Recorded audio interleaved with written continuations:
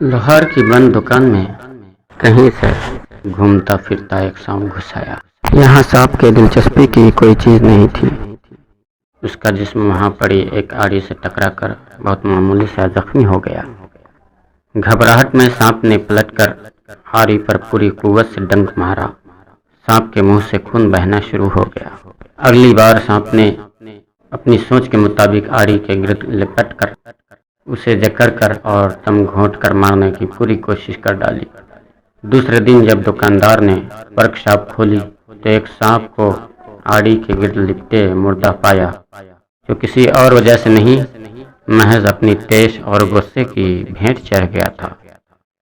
بعض اوقات ہم دوسروں کو نقصان پہنچانے کی کوشش کرتے ہیں، مگر وقت گزرنے کے بعد ہمیں پتہ چلتا ہے کہ ہم نے اپنے آپ کا زیادہ نقصان کیا ہے۔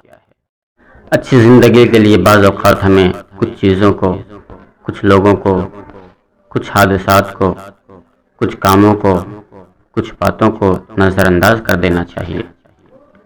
اپنے آپ کو ذہانت کے ساتھ نظر انداز کرنے کا عادی بنائیے۔ ضروری نہیں کہ ہم ہر عمل کا ایک رد عمل دکھائیں۔ ہمارے کچھ رد عمل ہمیں محض نقصان ہی نہیں دیں گے، بلکہ ہو سکتا ہے کہ ہماری جان بھی لے لیں۔